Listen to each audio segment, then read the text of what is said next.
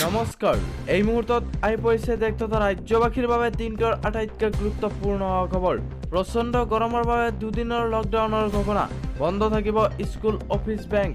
আৰু এনে ধৰণৰ খবৰ নিত পাবলৈ আমাৰ চেনেলটো সাবস্ক্ৰাইব কৰাৰ লগতে ভিডিঅ'টোত এটা লাইক কৰি দিব তেন্তে আহক বন্ধু বান্ধৱীসকল আজিৰ ভিডিঅ'টো আৰম্ভ কৰক প্ৰথমে দহিছে দেশ তথা ৰাজ্যত উৎকট গৰমত দুটা দিনত প্ৰাণ হেৰুৱালে দুজনকৈ লোকে কৰ পৰা টকা আনিবলৈ গৈ গৰমত কাছাৰত মৃত্যু 60 বছৰীয়া এগৰাকী বিদ্যাৰ লগতে গুৱাহাটী শিক্ষা অনুষ্ঠানৰ পৰা সন্তানক আনিবলৈ গৈ মৃত্যু অভিভাৱকৰ গ্ৰীষ্মৰ প্ৰবাহৰ বাবে হিট ষ্ট্ৰোকত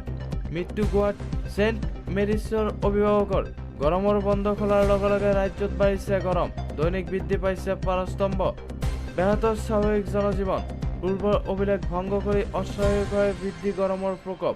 মঙ্গলবাৰৰ দিনটোতে মহানগৰীৰ তাপমাত্ৰা আছিল 37.8 ডিগ্ৰী কেৱল মহানগৰীয়ে নহয় গৰমে ধৰিছে দেশৰ কেইবাখন ৰাজ্য গ্লোবেল ৱাৰ্মিঙৰ কুফল ভুগিবলৈ পাইছে বিশ্ববাসীয়ে প্ৰচণ্ড গৰমৰ বাবে ইৰাণত দুদিনৰ লকডাউনৰ ঘোষণা বন্ধ থাকিব দেশখনৰ সকলো স্কুল অফিস বেংক